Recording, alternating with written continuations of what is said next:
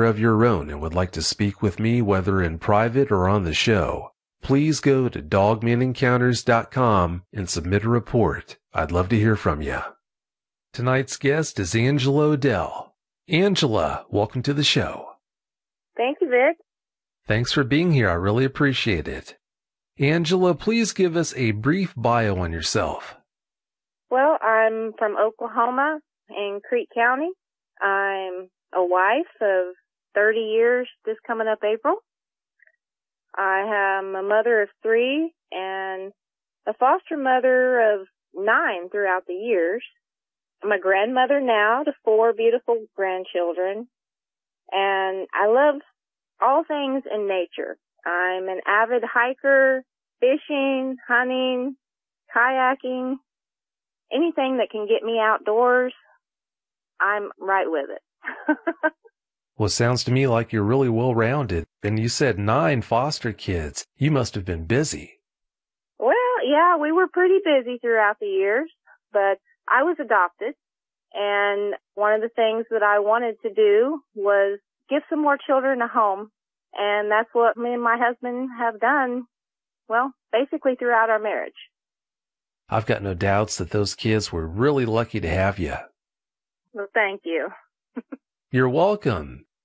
You didn't realize that so many dogman encounters have been reported from your state of Oklahoma. I felt like a heel when I revealed that to you. Well, I tell you, I didn't, and I was shocked because I would think someplace really woodsy like Michigan, Washington. I just would never thought Oklahoma.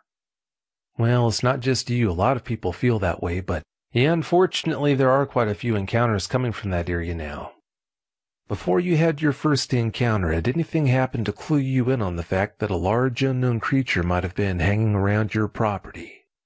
Well, Vic, I tell you what, we lived out there for several years, and there was a Bigfoot family that lived very close, but I never had a problem with them. I never felt scared of them.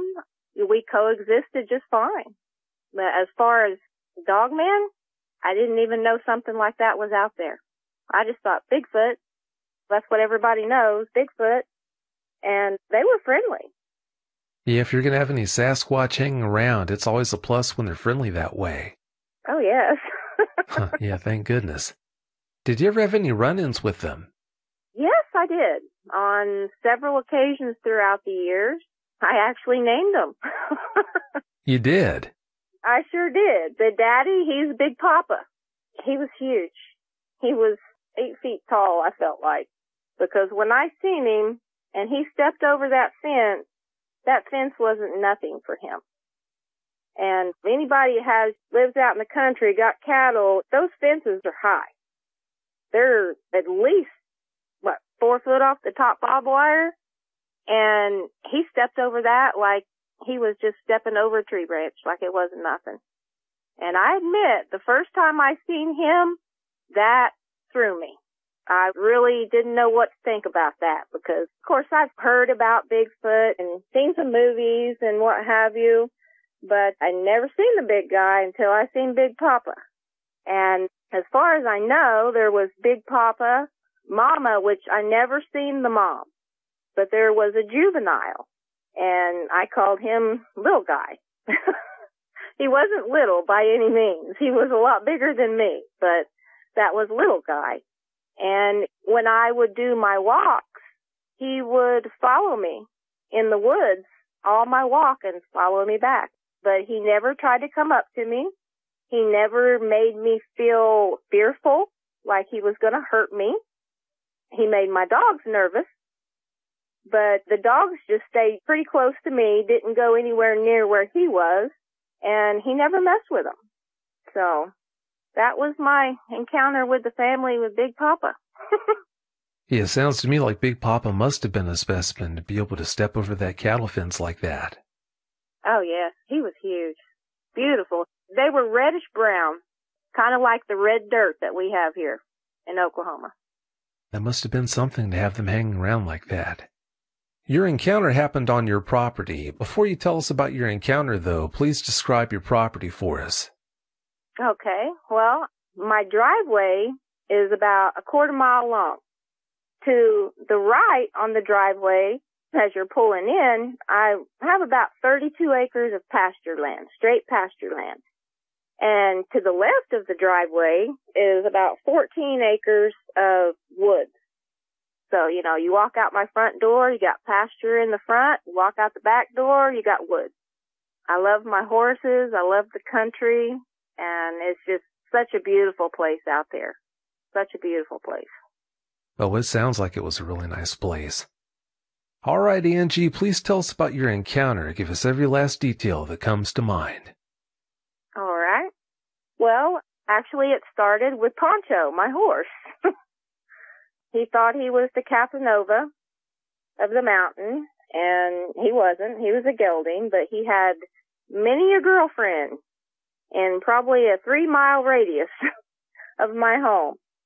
And I have oil derricks on my property, which means the oil guys come in at least once a day, and they have to check everything and do what they have to do. And it was a long-running fight with the oil men because they would open my gate to pull their big trucks in and leave it open while they're doing their work and then close it as they leave. Well, my horse knew. He knew this, and he was a master escape artist, and he would hide in the woods right there by the gate, wait for them to come in, and then he would be out the gate and gone. And so a lot of times I spent a lot of time and a lot of walking trying to find this horse. And this particular day, I took the dogs out. I had 3 dogs. I have a Rottweiler named Jewel, a Pit Bull named Rosie, and a Doberman named Jake. And I would take the dogs every day, and we would go walking.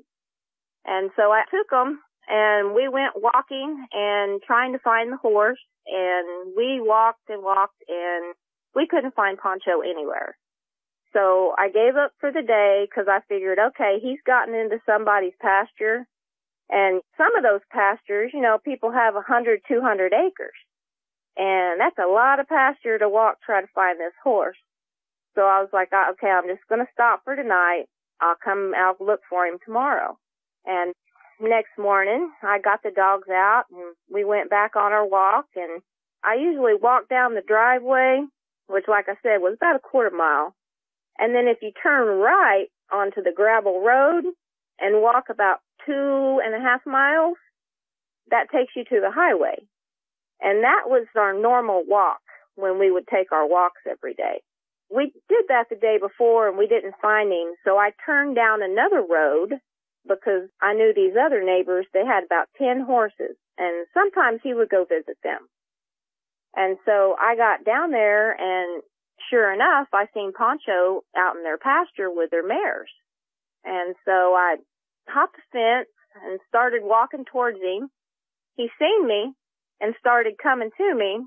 He's a big baby, and yes, I did spoil him rotten. But I'm about 5'1", and he's 13 hands. He was a good 750-pound horse. He's a big guy. And I noticed when he was coming towards me, he was walking really slow. He looked like, when you've been on a long ride with a horse and they're just total sweat on their body. That's how he was. His whole body was coated with sweat. And I thought, what in the world have you been doing? And I noticed as I'm walking up to him that his back left leg, he was kind of limping on it a little bit. And I thought, oh, Lord. Okay. So I got up to him, and bless his heart, he was coated in sweat, and he immediately, as big as he is, he still liked me to hold him. And his way for me to hold him was to put his head on my shoulder and just wrap around, like I'm holding him like a big baby. And so I did, and I loved on him a bit. And so I started walking around him to check him out. And I got to the back side, and I started seeing the blood. And a lot of blood. I got to looking at his butt cheeks, and it was just coated with blood. His tail was coated with blood, and it looked like on both sides of his behind, there was like claw marks, like something tried to jump on the back side of him, and it was just down both sides. So I walked on around to check out that left leg, and he had a little bit of a cut on it, but not bad enough that it would have caused him to be limping like that. So I'm thinking to myself, whatever got him, he must have kicked the crud out of this thing, and that's how he hurt his leg. I really wasn't sure. But I was really concerned and really worried about him, and it took us probably a good hour and a half to walk him back home, because I had to take so many breaks with him because he was not good, and I wasn't sure if I was going to be able to get him home. And, of course, my husband was at work. My kids were at school. It was just me. And so we just took our time, and I gave him water breaks, and I finally got him home. And I took him in his pen and got out the water hose and set to bathing him down to try to get this sweat and some of this blood off of him so I could see what I was dealing with. Because there was just so much caked blood, I couldn't really see what I was dealing with. And I got him washed down, and I mean, on his backside, I mean, it was just deep, deep scratches, like somebody just jumped on him and then just ripped back. And his leg was okay, but I went ahead and wrapped the bottom part of it, and I called his vet, had the vet come out and look at him, and he couldn't tell me. He just got attacked from something. I can't really tell you for sure what it was. And I was really worried that he was so bad that they were going to try to talk me into putting him down. And he did warn me that we might have to put him down. And I was like, well, we're going to give him a chance first. So he gave me some medicines, antibiotics and stuff, and I put this swab on his wound and fed him, put him back in his pen. I was, okay, you're going to stay in your pen this time. And I thought about it, and I was like, I'm going to go see if I can find tracks or see if I can find blood spots, you know, try to figure out what did this to my horse. So I took the dogs and we went walking, and I bet you I walked for a good 3.5, 4 hours up and down the gravel road, through people's pastures and stuff, trying to find something to help me figure this out. And I didn't ever find any tracks, but I did find a big blood spatter in the gravel road. And at first immediately I thought, oh my God, did he get hit from a truck? And then I was like, no, because that don't add up. This is claw marks. I've seen a horse get hit by a truck, and it's very messy and very sad. But whatever happened, I found the spot where the main fight was. And that was a good, I'm going to say, 1,000 feet, 1,500 feet from these people's pasture that I found him in. So anyway, I gave up. I went home and just tried to comfort him and keep an eye on him for the next few days and what have you. And it was probably about 3 days later, I didn't get to do my walk that day. Normally, like I say, I get up in the mornings and me and the dogs, you know, walk about 5 miles down the gravel road back and around. But sometimes when it's really hot in the summertime, or if it's not too cold and I've missed walking that day, then I'll take the dogs and we'll go walking at night, because I've never felt any kind of fear. I wasn't worried about the Bigfoot. Yeah, they followed me sometimes, but they've never been aggressive, or I just felt like they were curious. So I didn't worry about them. So anyway, it was about 9 o'clock at night. This was in October. It was a beautiful, beautiful, clear night, full moon. And, you know, sometimes when it's a full, big, beautiful moon, it'll light up outside just almost like day. And this was one of those nights. It was bright out. I regress. I was a little worried when I took the dogs walking, because I took my gun with me this time. I have a .380. I just stuck it in my jacket pocket just in case, because I didn't know what that was that attacked Ponch. And even though, like I said, I had 3 big dogs, just for my own safety, okay, I'm going to take my gun. So we take off down my driveway, and it was kind of weird because if you live out in the country, you're used to all these night sounds. The animals, the insects. That's one thing I loved about the country was the night sound. Well, this particular night, it was quiet. It was so quiet, like pin drop quiet. And I thought, that's just weird. But I just let it go and just kept walking down the drive. I got about 3/4 of the way down my driveway, and my dogs kept trying to turn me around to head back home. And I thought, you lazy dogs. No, I'm going on my walk. Either you go or head back home. And I just kept walking. And yeah, I didn't notice that they were acting weird. I just thought, yeah, they just don't want to walk and they want to go home. Well, I got to the end of my drive and I turned right, like on my normal route, and I made it about, I'd say, 25, 30 feet. And my Rottweiler, Jewel, she reached up and literally grabbed my hand in her mouth and tried to turn me around like a child and head me back home. She'd never done anything like that before. And I'm sitting there getting onto her, and I look down, and my pit, Rosie, is looking behind me, shaking, and just pees all over herself.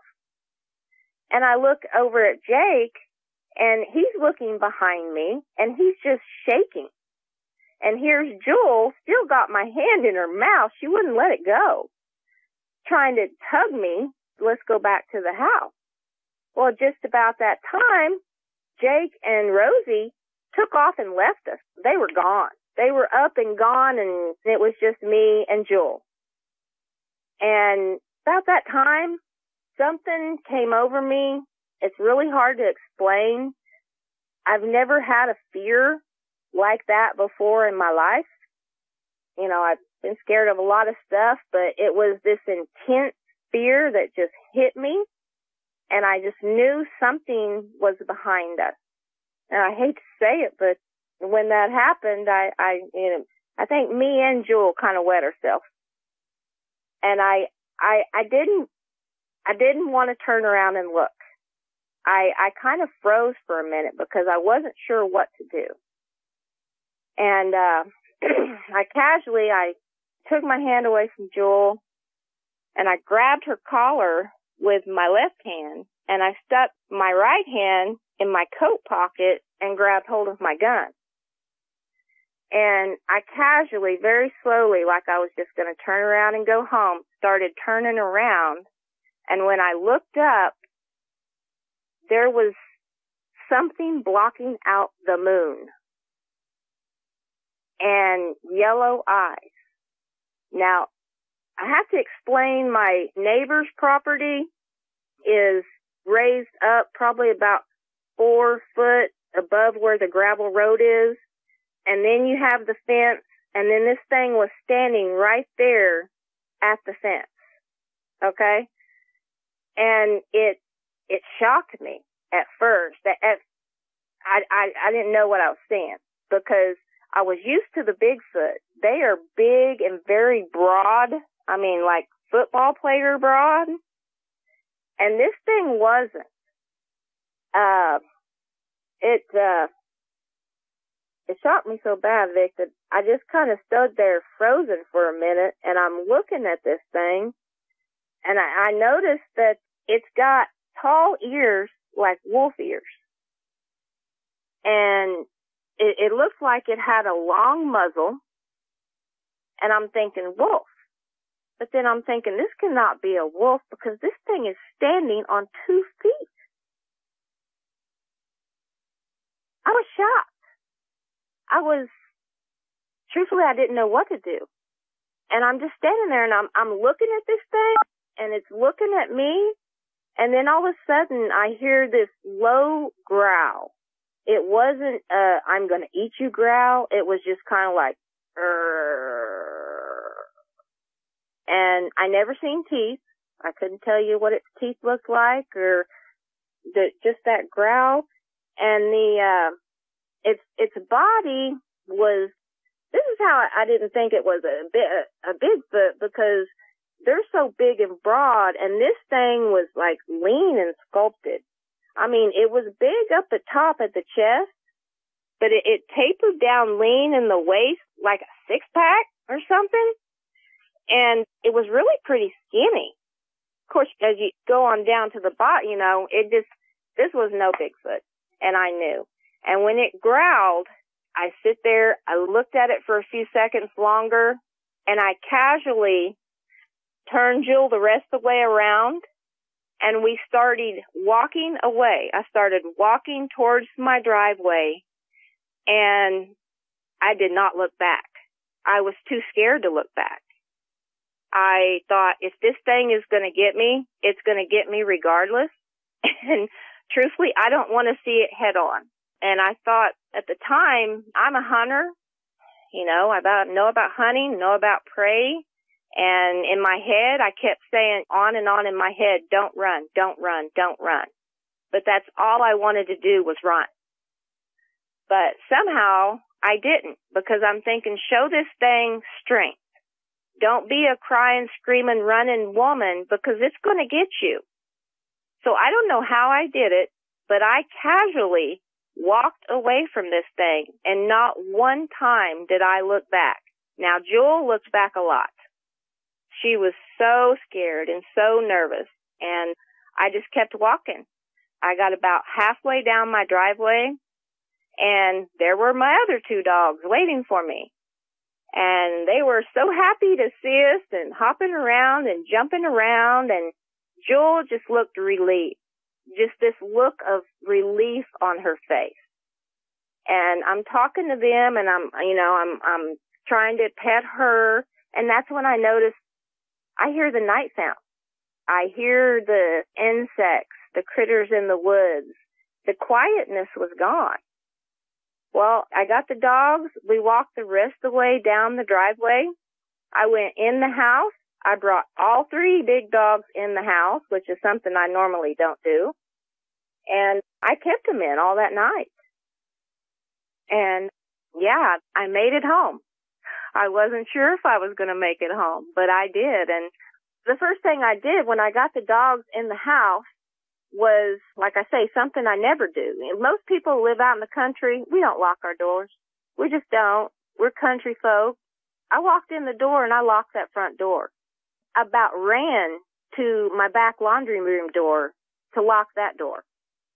And then after I knew I was safe, it all came out.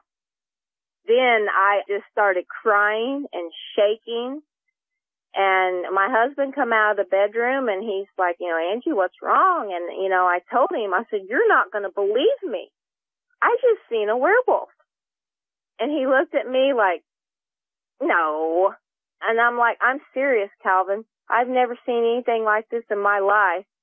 And bless his heart, he's one of those types that he's got to see to believe. But he did see how scared I was. He couldn't help from seeing that. And I tell you, because of that, the following day I was calling ADT security. I had them come out and put in a whole security system in my house. I called an electrician. I had them come out and put in one of those big light poles in my backyard and put one by my animal pens. Yeah, it really did a number on me. It really did. But that was my encounter. Oh, I'm sure it did do a number on you. Would have done a number on anyone. I'm so glad you brought your dogs inside with you that night. That was a really good move. Oh, yes. Oh, yes. Truthfully, if I could have brought Poncho and the cows in the house without Calvin having a screaming fit, I probably would have brought him in. Oh, I understand. When Jewel grabbed your hand and tried to pull you back in the direction of your house, I can only imagine what must have been going through your head at that time. Yeah, it was so strange because she didn't do stuff like that. That was just really out of her character. And if I would have stopped and thought about it, I would have realized this is not her. Something's wrong. But I think it had been a long day. I'd had a couple days of dealing with the horses, especially Paunch, and the kids, and to me, she was just acting up. So I wish I would have listened to her. Unfortunately, I didn't, but I learned from that lesson. Yeah, you definitely did learn. You know how it is, though. Hindsight's 20/20. I wouldn't beat myself up too much on that. Oh, yeah. Were the claw marks on Poncho's rump spaced at a distance where it could have been a mountain lion that attacked him, or were they spread so far apart that it couldn't have been a mountain lion? At first, I thought it was probably a mountain lion. That was my first thought. But the claw marks didn't add up. Like I say, I'm a hunter. I've tracked. I'm not the normal woman, I'm a tomboy, to be honest. And it was like huge hands. I mean, if it was a mountain lion, this was the biggest mountain lion that's ever been on the planet. Because this was huge. His marks were huge. So I just, like I say, I don't know for sure. It could have been, or it could have been this dog man. To this day, truthfully, I don't know. I don't know why they do that, but it seems like it's not uncommon for them to jump on horses' rumps like that and attack them that way. Don't know what that's supposed to be all about, but they do that. Wow. Of course, talking about dog men. Yes, yeah. Well, and I wasn't sure about that. And it bothered me for a long time. Was that the thing that got Poncho?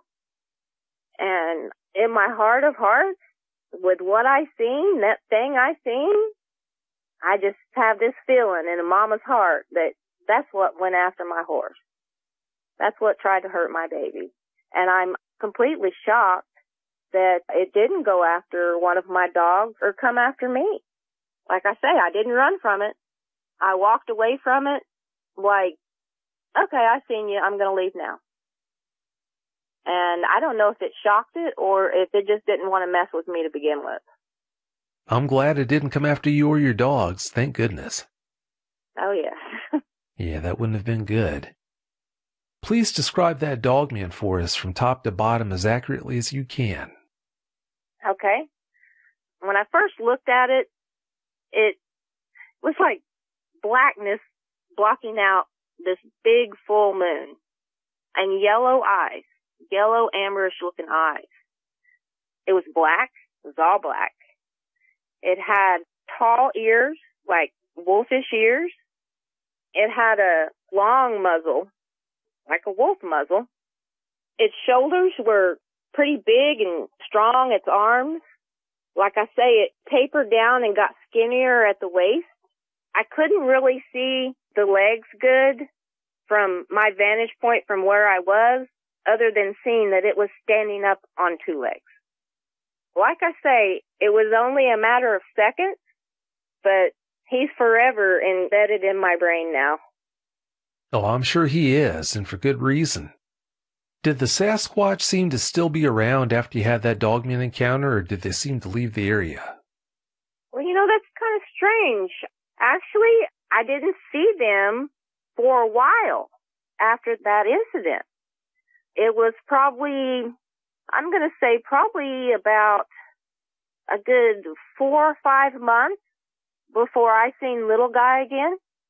So I don't know if it ran them off and then they came back after it was gone or what. But yeah, I did not see them for several months afterwards.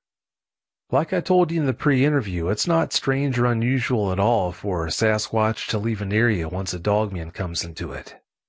Truthfully, I would hate to see the fight between Big Papa and that dogman.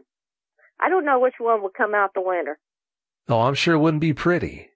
No, it sure wouldn't. But, it makes sense. I imagine he would probably want to move his family far away from that because little guy, he wouldn't have stood a chance against this thing. Not at all. Oh, I'm sure. And I'm convinced the dogmen, at least from time to time, feed on small Sasquatch, so yeah, it would be a good move to move that Sasquatch family out of the area like you said. Mm-hmm. Did you stop taking walks in your woods after you had that experience? Dick, I couldn't take walks in my woods for a long time after that. I'm sorry, that's a hard thing. He pretty much cured me of walking in the woods for months. For months, if not close to over a year. I couldn't do it anymore. I do now.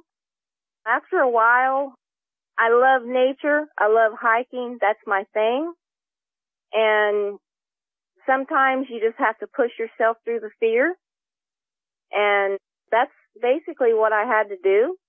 Normally, during the day, I wouldn't take my gun with me, but I never went on a walk in the woods after that without it. Oh, I don't blame you. You said that after some time you're able to go in the woods and walk again, but at any time when you're in the woods, are you able to relax, or are you always on edge? Well, I tell you, at first, I was constantly on my guard. The smallest noise had me turning and ready to fight, ready to run, ready to do whatever. But after a while, you grow up in the woods, you know the woods sound, you know this critter sound, that critter sound, and you also know when a predator's around and everything's completely quiet. Basically, after I worked through that fear, I was pretty much okay in the woods until the woods got quiet. And then I was scared. Well, like I told you in the pre-interview, always trust your instincts. If you're ever out there in the woods and the woods get quiet and all of a sudden you just don't feel right, then yeah, I'd listen to what your inner voice is saying and get out of there if you can. Oh, yes. Oh, they're heading back home. Oh, I'll bet you will, and I wouldn't blame you. You already knew Sasquatch existed before your encounter, but after you saw that dog man, have you spent much time wondering what else might be out there? It sure did make me wonder. Truthfully, I'd never heard of cryptids. Yeah, I didn't know anything about that. And at the time that this happened, everybody was just starting to get computers. So, we're all on AOL dial-up. But it's a lot different nowadays. These kids nowadays have no clue what we went through back then. And for the longest time, I just wasn't sure if I seen what I seen. Because never in my life did I think that werewolves were real. And to me, that's what it was. Because like I say, I hadn't heard of a dog man. Yeah, I feel for you. That's a bitter pill to swallow. Oh, yes. Yes, it is. To realize that there's all these things out here that we don't know about. It's kind of scary. Especially all the times that I've spent in the woods hunting with my husband or what have you, and never having a clue that stuff like that was out there. I didn't have a clue. Oh, it is scary when you come to the realization that things like dogmen are out there. No doubt about that. You think that dogman or another dogman might have been close to you about 2 years ago. Please tell us about that experience. Oh, yes. Well, we sold our place and we moved into town, small town, still close by my old place. I took a job and the house came with it. So anyway, I'm sitting outside. It was probably about 10 o'clock at night, sitting on the back steps off my kitchen because I'm a smoker and I don't smoke in my home. I was smoking outside. And like I say, when I was telling you earlier, Vic, about this fear, I've never felt this type of fear before. Out of the blue, I felt that fear. And I'm looking around, something's staring at me. I am literally scared to death and I don't know why. Well, across my street, there's a school. And there's a parking lot right there with a big trash canister. And never in my wildest dreams did I think, for one, that I would see one of those things again, but two, that it would be in our little small town dumpster diving. And it was. It was there. It was black. It looked almost exactly like the one I seen before years ago. And I tell you, I didn't spend very long outside. I was in the house. It kind of put me into kind of like a flashback.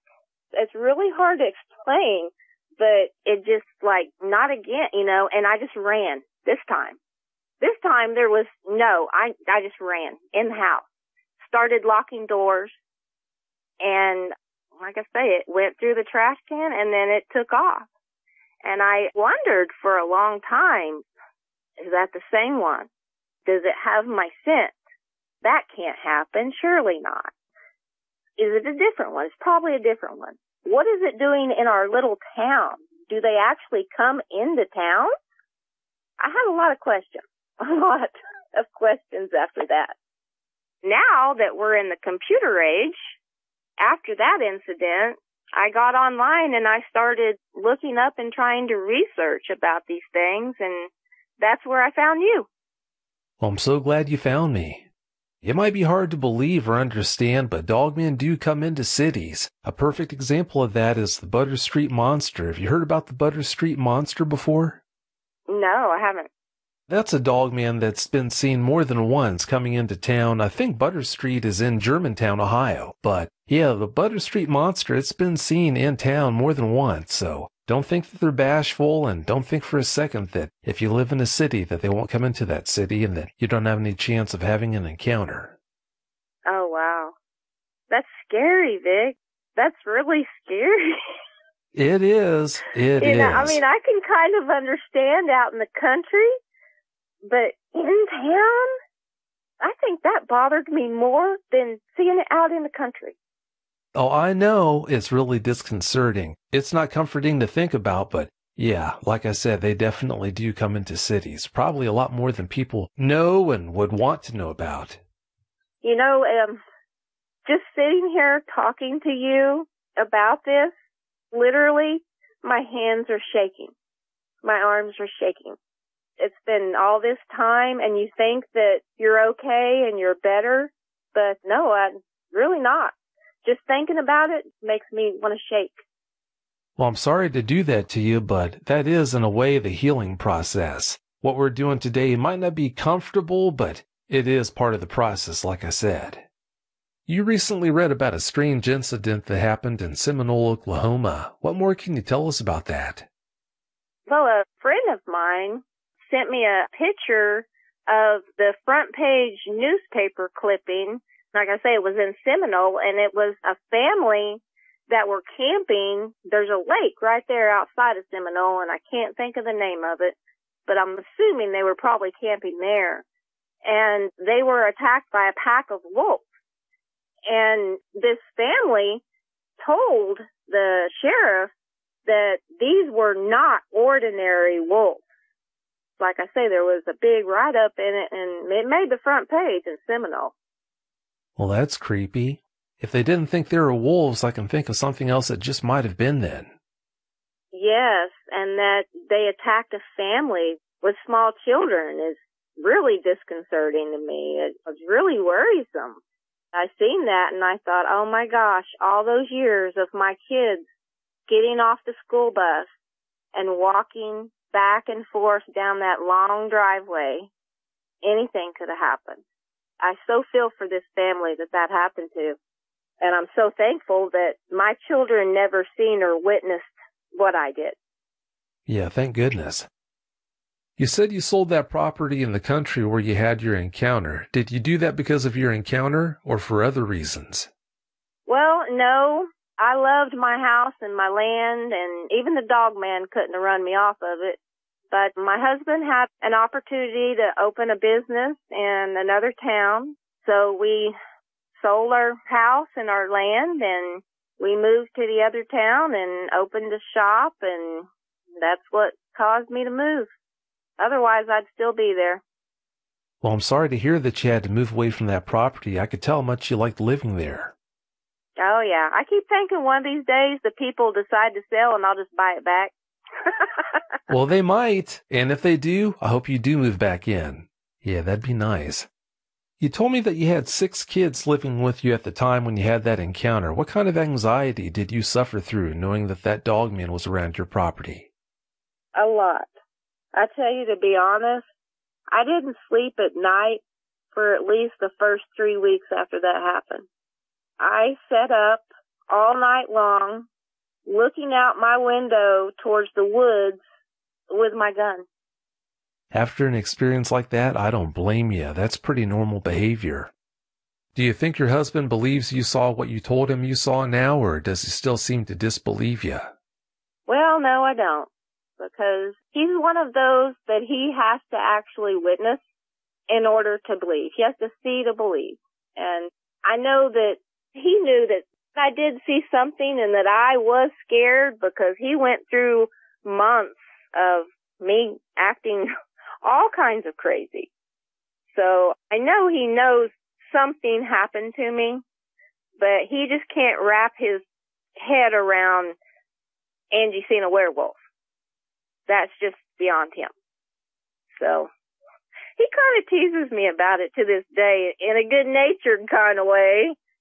And he gets that look from me like, okay, it's time to stop. Oh, I'll bet he does. It's a shame that he teases you. I know you say it's all in good fun, but I just wish he believed you. Yeah, I do too, but I hope that he doesn't ever have to see it to believe me. That's all I wish. I don't want him to have to see what I seen. Well, hopefully he never will. How much research did you put into Dogman after you had that encounter? Well, like I say, back then we didn't have the internet like we do now, and I really wasn't sure where to go to or who to talk to, because who's going to believe me that I just seen a werewolf in the woods? Nobody. Nobody was going to believe me, you know? So all I could think to do was protect the house, the kids, the animals, the property as best I could. And I really didn't do a whole lot of research because, like I say, the internet wasn't then what it is now. And I just tried to do the best I could. Well, it sounds to me like you did a great job of it. I'm really impressed by how well you handled that situation. You deserve a lot of credit for that. I appreciate it. I didn't feel very strong at all. I tell you, it caused me to have panic attacks. I'd never had anything like that before.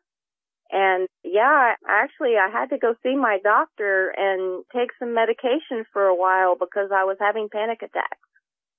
Well, when you have an experience like that, it brings up all kinds of side effects you wouldn't expect, so that's not all that uncommon. Well, Angie, it's about time for us to get out of here, but before we do you have any closing comments you'd like to share? Yeah, I do. One thing I've learned through this experience is if you feel like something is watching you, chances are something is watching you. Be more alert. If you have animals around you, listen to the cues of your animals because they will let you know. And that's something I didn't do. And one thing I've learned, like I say, from personal experience, they're not just out in the country. They come into towns.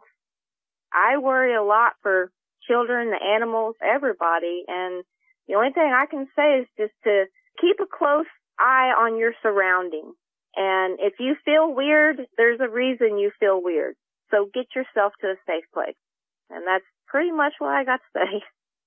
Well, that's all really good advice and really well said. Well, thank you so much for your time, Angie, coming on the show and sharing that experience with us. I really do appreciate it. Oh, no problem. And thank you for having me and letting me tell my story. It's kind of a hard thing to do, but it's also a healing thing to do. And the more people out there that are aware of this, because so many people just don't know, the better off we're going to be. I'd rather know what's going on than not know. Oh, I agree, and I'm so glad you came on the show and did that. Remember, like I told you in the pre-interview, every time you share that experience, you're going to grow from that, so I'm glad you did that. Well, thank you. I am too. In all these years, Vic, you're the third person that I've told this story. I told my husband, my best friend, and now today you. Well, I'm glad you did share it with me. Like I said, thanks again so much for your time. Have a great night. You too. Thank you so much, Vic. Bye-bye. Bye. If you've had a dogman encounter of your own and would like to speak with me, whether in private or on the show, please go to dogmanencounters.com and submit a report. I'd love to hear from you.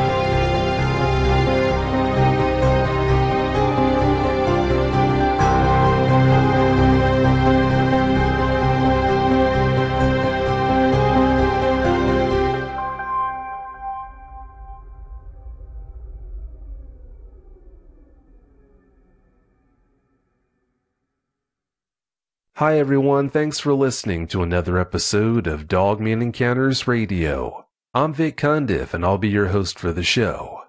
If you've had a dogman encounter of your own and would like to speak with me, whether in private or on the show, please go to dogmanencounters.com and submit a report. I'd love to hear from you.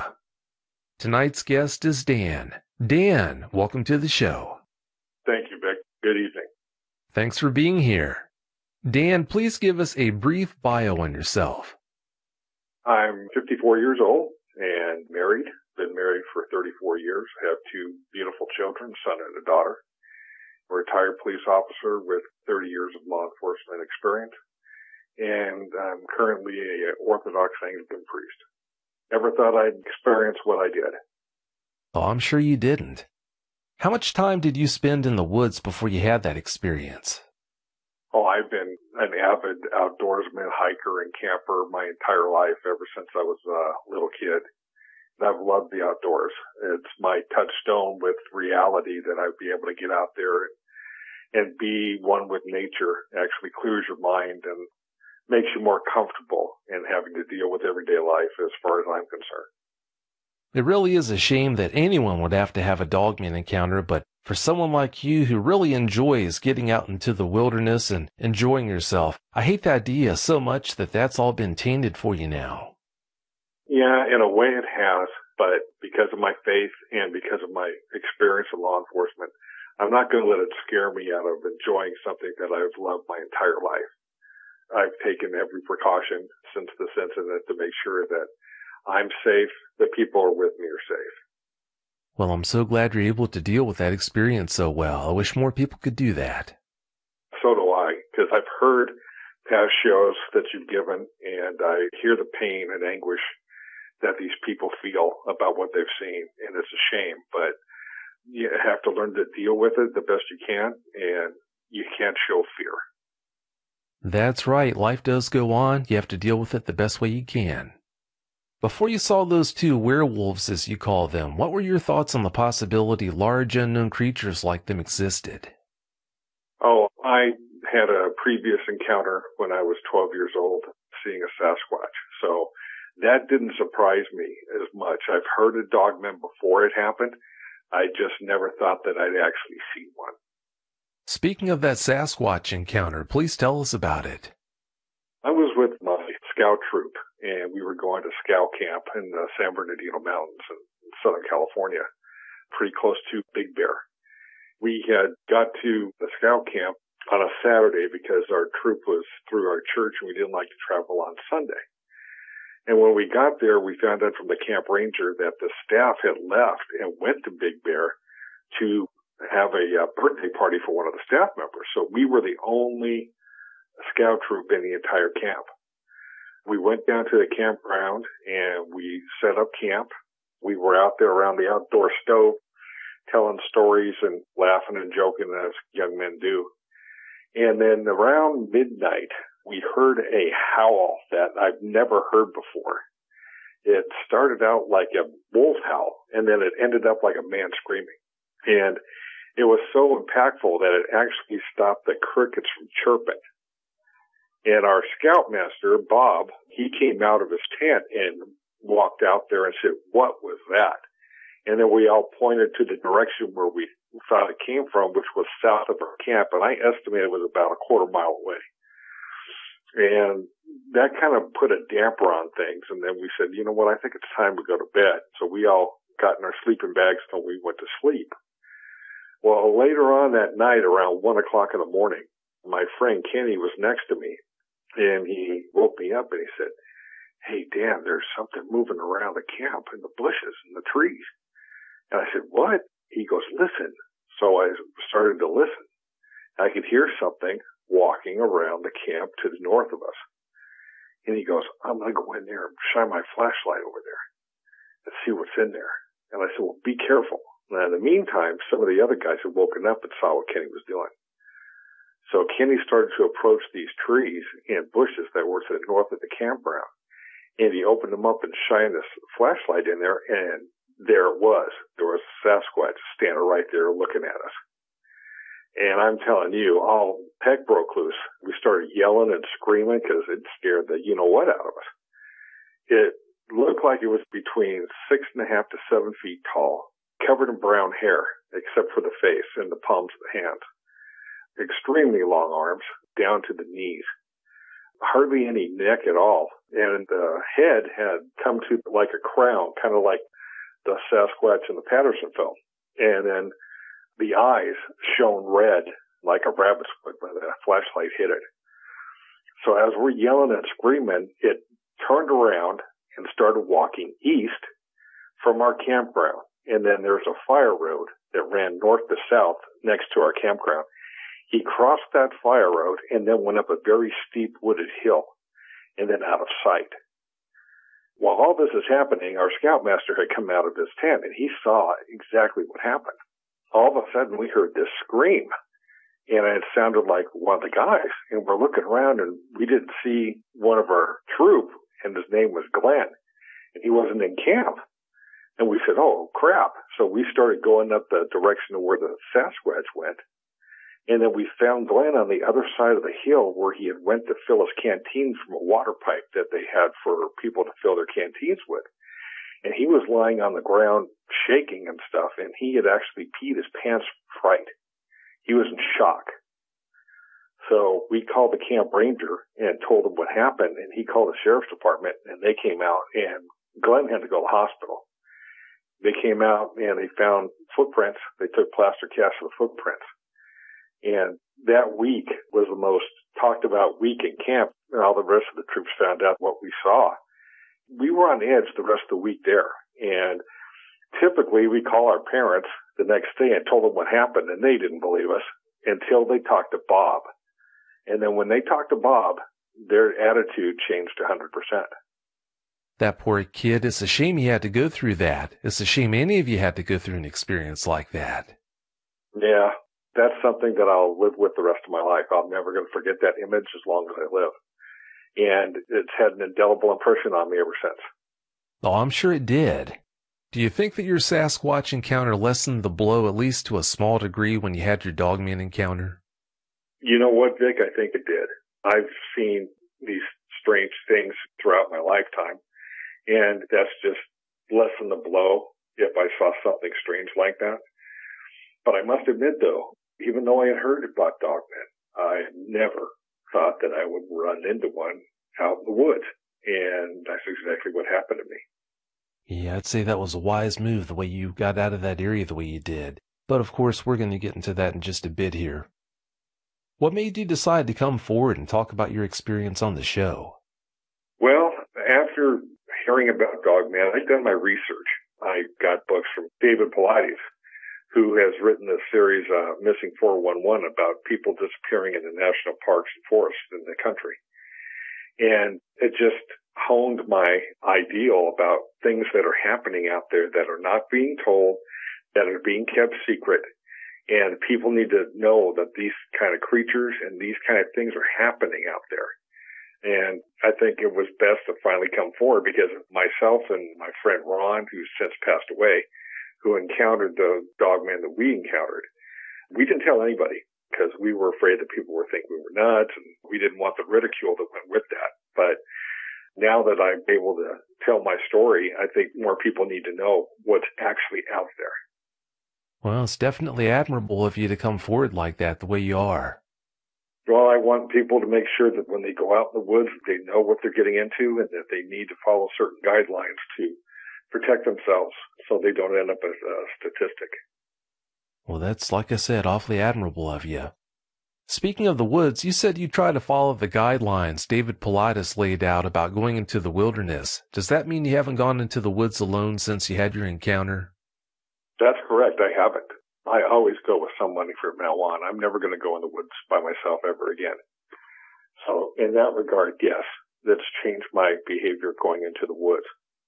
But after studying David's suggestions, they just make a lot of sense, and everybody should follow what he says. Well, that's a good point. If they did, I think there'd be a lot less missing 411 cases. Oh, you got that right.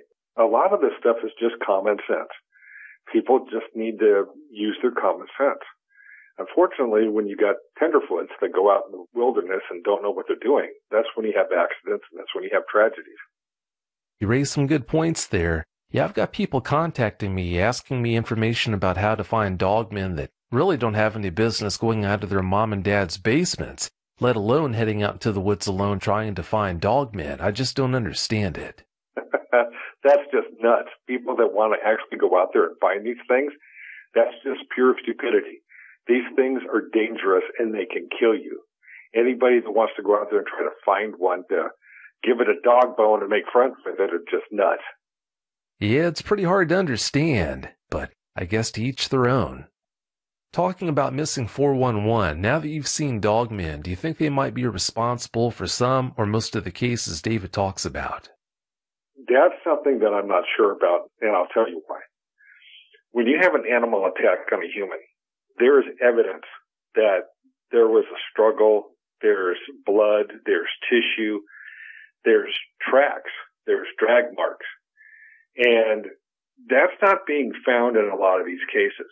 As a matter of fact, David doesn't include those type of incidents in his research because it doesn't fit his profile of what he's looking for.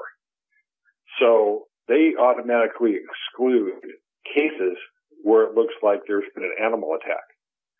So in regards to David's research, I don't think it's applicable, but you never know. There may be some instances where a dogman has got a hold of somebody and they've just never been found. But what the percentage is, I have no idea. When you consider how big and powerful dogmen are, I really do think they've got the means to remove a person from an area without leaving signs of a struggle or a lot of the things that David talks about looking for in a situation like that. They do utilize trees a lot more than most people realize also. That would be another way they could take people away without leaving trace evidence behind that could easily be located. So maybe they are responsible for a lot of these cases, maybe they aren't, but like I said just a bit ago, when you consider their tools that they bring to the equation, I think it is fully possible that they could be responsible without leaving a lot of evidence behind. You know, that's something that I hadn't heard before about the trees. Now, you have a very good point. If they do utilize trees in a way that other predators don't, then that could explain a lot of things. It sure could. How much time do you spend in the woods now that you've had that encounter? I try to get out there at least once a week if I can. And like I said, I never go in there by myself anymore. I always have somebody with me, a family member or a friend. And I always go armed. I'd never go anywhere without my firearm. And that's just extra protection in case something happens or if I have to render emergency assistance or aid to somebody. I'm sure you know if you do have an encounter with a dog man, it's a bad idea to try and shoot one unless you're convinced you're going to die anyway. You knew that, didn't you? Yeah, I did. In my encounter, I'm glad I had it with me because I actually think it was a deterrent, me and Ron being armed on our encounter. But I know people have shot at them before and without any good results, basically, that they've been hit, then they just keep going. So you never know, but, it just makes you feel better knowing that you have at least something that's going to be able to hopefully at least stop something from attacking you. The gun does offer some peace of mind, so I guess that's a plus. It is. It is. And David Paulides recommends that you go into the woods armed. There are a lot of other things out there in the woods that can hurt you besides dogmen, so yeah, that is prudent. That's correct. Yeah, that's always a good idea. Your encounter happened in the Santa Cruz Mountains. Do you know if anyone else has seen dogmen in those mountains? Not dogmen, as far as I know, but there are numerous Bigfoot sightings in the Santa Cruz Mountains. Oh, I'm sure they're all over the place there. Yeah. They even have a small Bigfoot information center directly in the mountains there. I can't remember the man's name, but I'm pretty sure I interviewed him on Campfire Shadows back in 2008, the man who runs that place. Yeah, it's a small little hole-in-the-wall place, but it's got a lot of information, and he also has a pin map inside there where he puts pins in the different areas and locations in the mountains where they've had sightings. Yeah, that is the place. Yeah, for the life of me, I can't remember the man's name, but yeah, I definitely did interview him back then about 10 years ago. Oh, okay. Yeah, so it's the same person. Yeah, it sure is. Before you tell us about your encounter, please tell us about the area in the Santa Cruz Mountains where you had it. Well, I didn't know the specific area by name because my friend Ron knew the area better than I did. I was just like a tag-along. But it was a heavily forested area. It also had a pond that was close to where we camped. And then there was the meadow where I actually saw the sighting as I was hiking. It sounds like a pretty area. It sure is a shame that it was tainted because you now know that things like dogmen live there. Yeah, that's a shame. And I actually have not been back to the location. Well, I can't say I'll blame you for not going back. All right, Dan, please tell us about your encounter. Give us every last detail that comes to mind. Well, my wife was going to take my son and daughter to go visit my sister-in-law. And she knew that I was going to be bored if I went with her, so she suggested that I go out with one of my buddies and do something so I can get out of the house and have some fun. So I contacted my friend Ron, who was also a retired policeman, and I asked him, I said, hey, do you want to go camping and hiking? He goes, yeah, sure. So we loaded up the trucks and we went into the Santa Cruz Mountains where Ron had the knowledge of the area and he also knew a good place to set up camp. So we went up in there and parked and unloaded our gear and stuff and set up camp. Ron said that there was a pond that was east of the location where we were. And he said that wildlife used to go there all the time and they used to go there to drink. So it'd be a good place to view some wildlife. So I said, okay, I'm going to go hike up the trail and see what I could see. So I got my binoculars and I started hiking up the trail from the campground. And as I was getting close, I was hiking eastbound on the trail. And I was getting close to the lake, but then before I got there, I noticed that there was a meadow down below where I was hiking. And I noticed a movement in the meadow. And I said, oh, this is interesting. And this is between 5 and 6 o'clock in the evening. It started to get dusk. I took my binoculars out and I looked down in the meadow and I saw a large mule deer that had been taken down by 2 wolves. And these were very large wolves. And as I'm looking at this through the binoculars, it hit me and I thought, wait a minute. There's no wolves in California. There haven't been timber wolves in California for decades. The only wolves in California that are still here are the Mexican red wolf that's down in San Diego County, and that's seen very rarely. But there they were, 2 large black wolves eating on this deer carcass. And I said, well, I'm going to get closer and try to get a better look at these. So I started going further up the trail and saw this large pine tree that I thought would be a good advantage to watch them. And I got behind the pine tree, and as I did so, I stepped on a branch, and it went crack. And it alerted the creatures down in the meadow because they brought their heads up and they're looking around. And I said, oh, crap, so all of a sudden, to my horror, one of them actually stood up on his hind legs. I almost crapped right there. It was huge. It was about 7 feet tall, and both of the creatures were covered in black, silver-tipped hair all over the bodies. They both had large, black, bushy tails. The one that stood up was just huge, had big, huge chest. But then I noticed that the legs were man-like. They were not dog-like at all. Large and muscular. Had very long arms, not paws, had arms. Man-like hands that had claws coming out the edge of the hands. I was thinking, oh my gosh, it's a werewolf. That's the only thing that came to mind that registered at the time. It was sniffing the air, trying to, I think, locate where I was, and it was growling. I could hear it growl. And I could actually see with my binoculars the blood of the deer on its muzzle, and had ears on the top of its head, just like a wolf. And like I said, I've been an outdoorsman my entire life, hunter, hiker.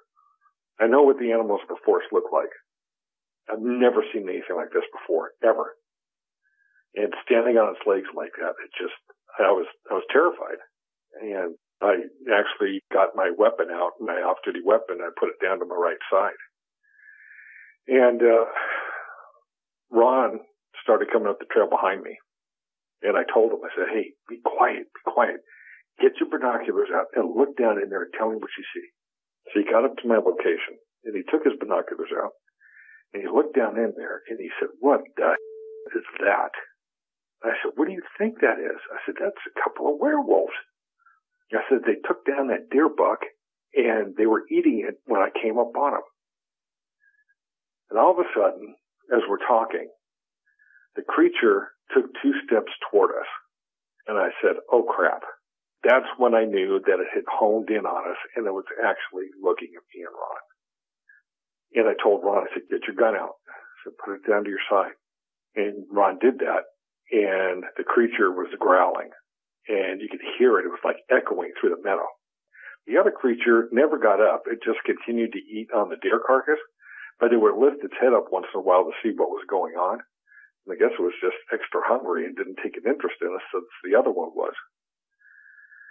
And then when he did that, when he took 2 steps toward us, we got in a ready position to open fire if he came any closer to us. And I actually told Ron, if he takes one more step towards us, we're going to light him up. And Ron said, okay. So we're out there and we've got our guns pointed directly at it, and it's staring directly at us. And the anger and the hate in this creature's eyes, you could just feel it. Okay. And I'm scared. Okay. I'm not scared of much, but I'm scared. The back of my neck and the hairs on my arms are just standing straight up. And all of a sudden, for no unknown reasons, they both turned their heads and they looked westward. I don't know what was out there that got their attention. If they got signaled by somebody, I don't know. And then the one that was standing got back on all fours. The other one was already on all fours, and they ran across the meadow and then into the forest to the north of the meadow and out of sight. And then Ron looked at me and he said, let's get that out of here. And I said, yes. So we didn't walk. We ran back to the camp, packed it up, got the stuff in the truck, and we got out of there. And on the way out, down the trail, we actually heard a loud wolf howl, and I think it was probably about a quarter mile away. I'm guessing distances. As we drove out, we got out of there and we went home. And that was my encounter. What an encounter. It's something that I'll never forget, ever. Oh, I'm sure you won't. Are there any physical attributes you can think of that the dogman had that you forgot to share with us? No, just the size was just humongous. The height was 7 feet tall. I mean, it was just huge. And the thing just looked like it'd been on steroids. It's just muscles all over the place, arms, legs. It had a long snout, just like a wolf. You could see the teeth when it was growling, and it was just, it was frightening. It really was. Since you were a police officer, you're a trained observer. Did the terror you experienced when you saw those dogmen that day cause you to short circuit and not do as good of a job as you normally would have done observing details? No, it didn't. When you get into a fight or flight mode and you're a cop, these are things that you take into account of the incident that you're facing. I was scared, but my head was clear. I knew what I was going to do and the action I was going to take if I had to. And I also didn't show fear, not outwardly.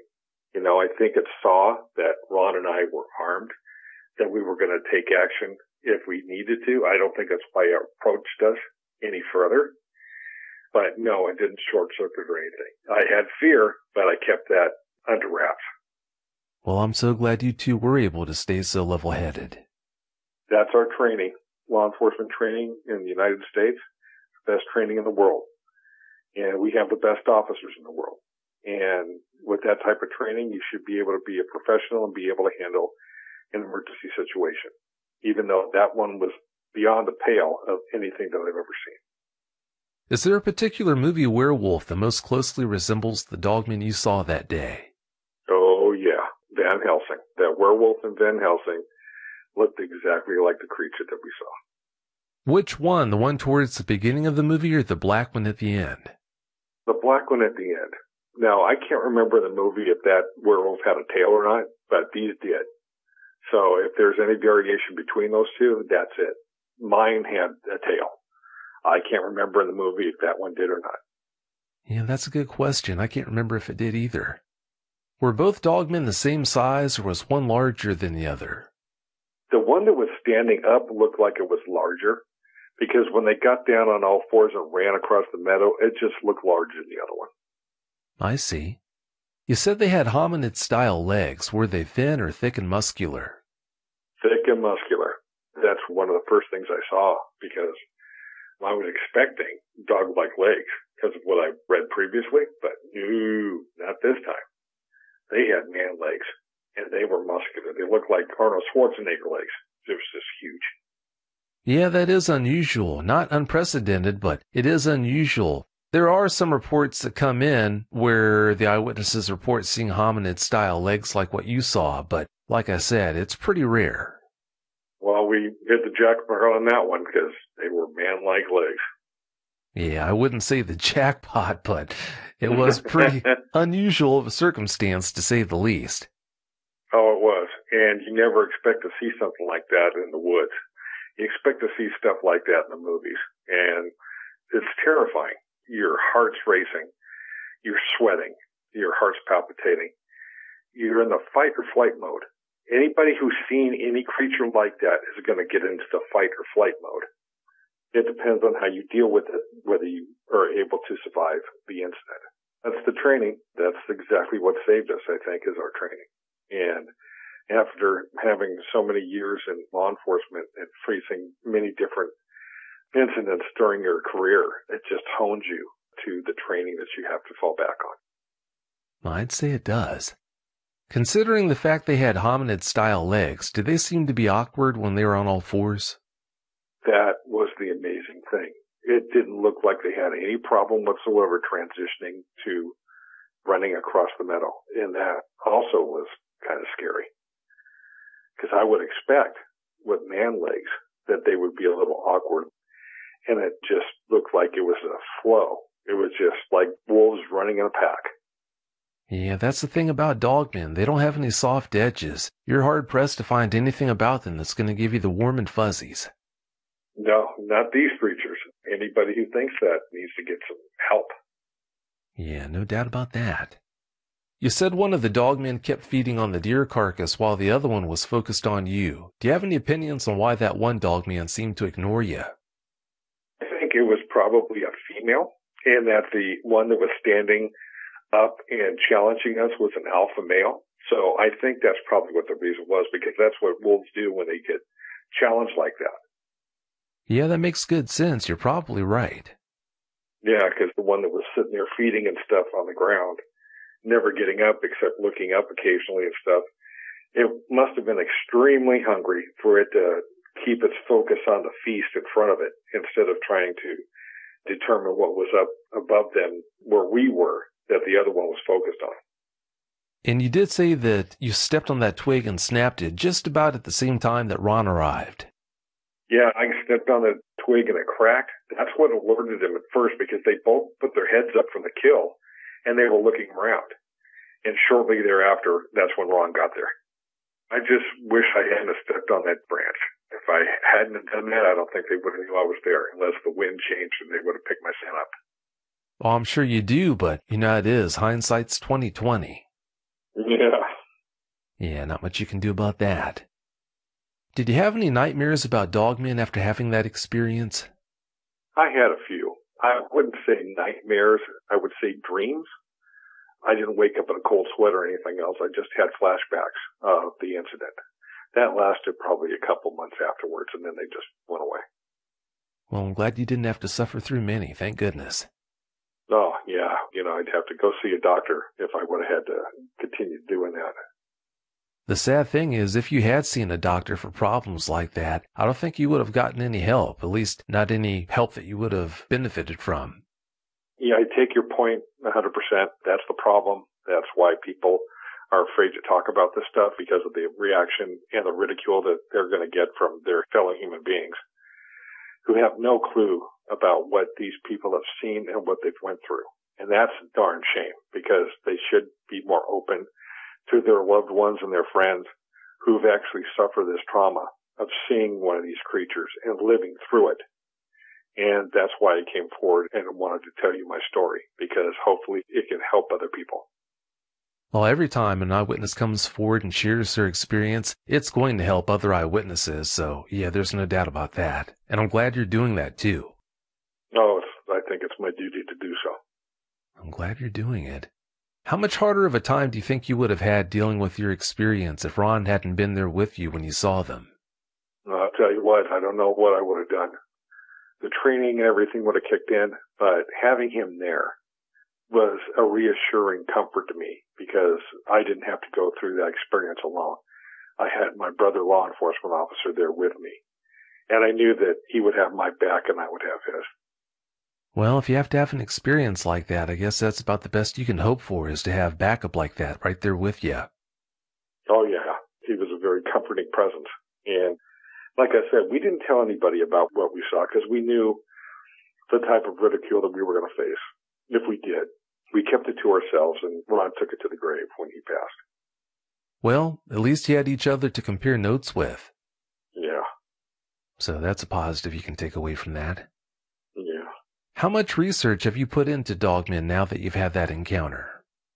Oh, I'm on there all the time. I listen to your show at least 5 days a week, just trying to soak it all in and hear more people who have had these encounters and hear their stories and stuff.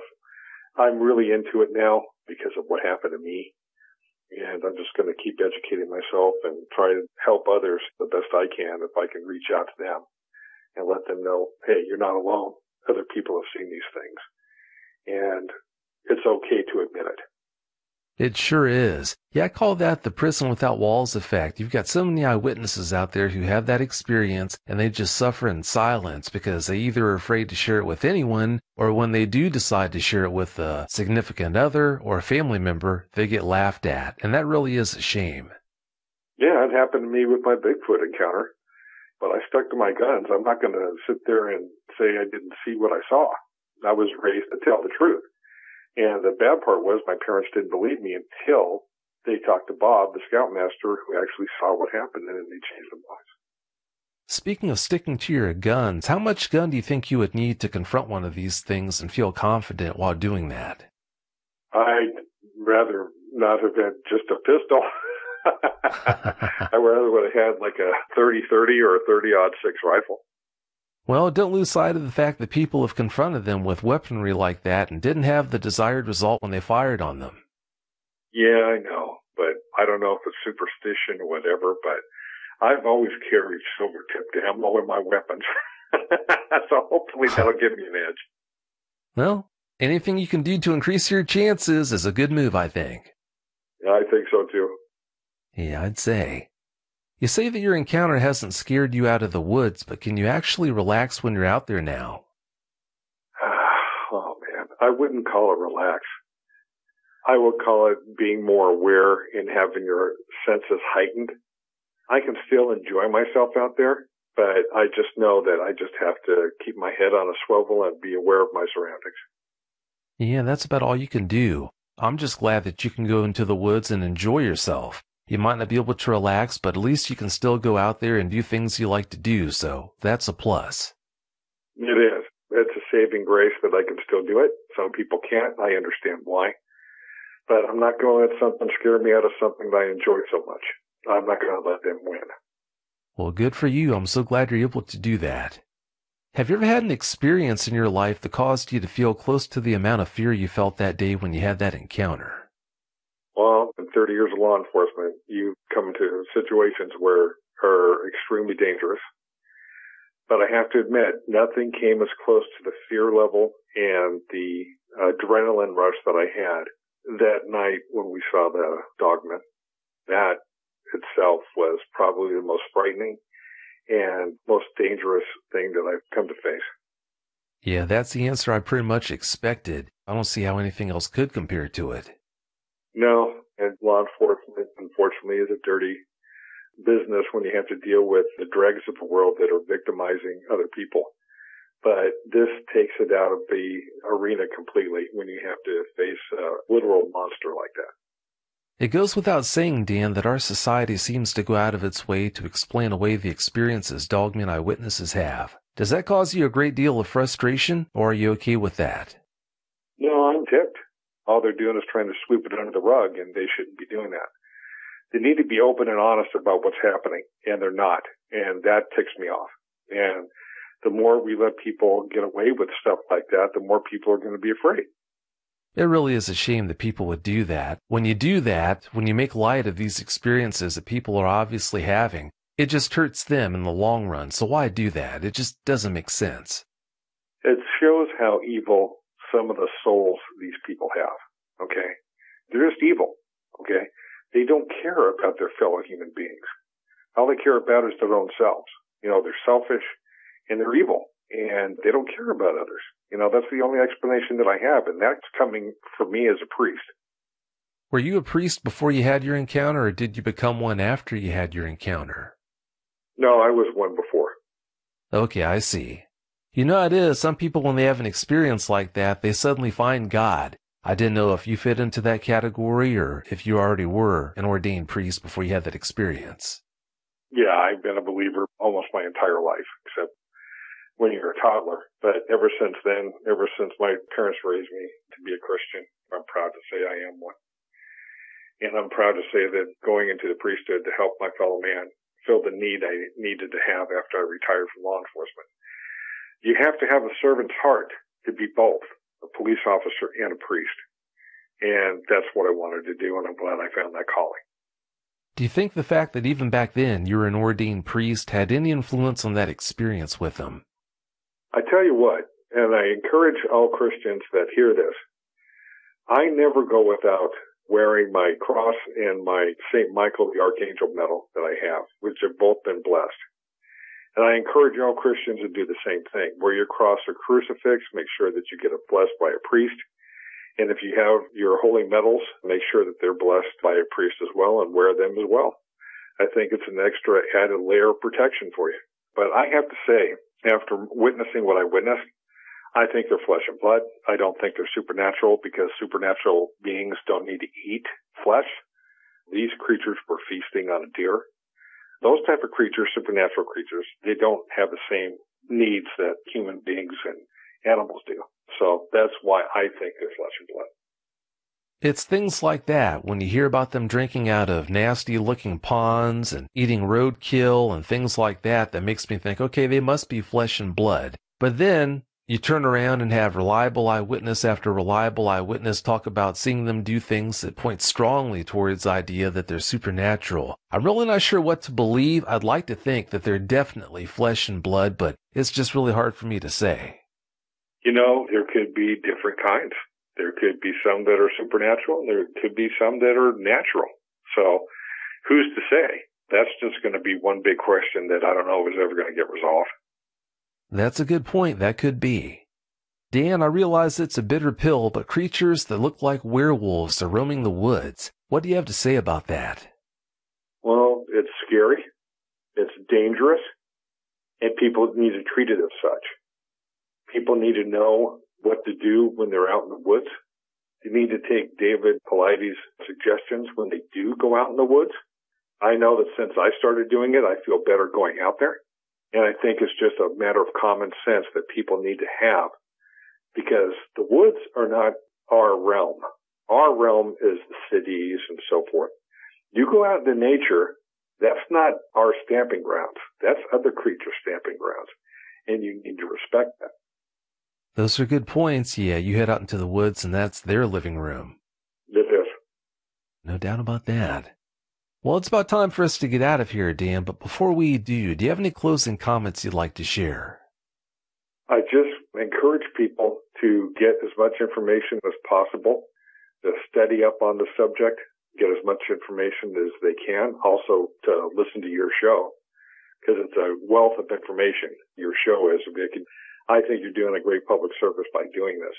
Also reminding all Christians that if you're a Christian, wear your crosses and crucifixes. Make sure you get them blessed by a priest, and your holy medals as well. Make sure you get them blessed and carry with them at all times. Well said. Well, like I told you before, Dan, thanks again so much for your time coming on the show and sharing that experience with us. I really do appreciate it. You bet, Vic. Thank you very much. Oh, you're welcome. Thanks again so much for your time. Have a great night. Okay, you too. God bless. Thanks. Bye. If you've had a dogman encounter of your own and would like to speak with me, whether in private or on the show, please go to dogmanencounters.com and submit a report. I'd love to hear from you.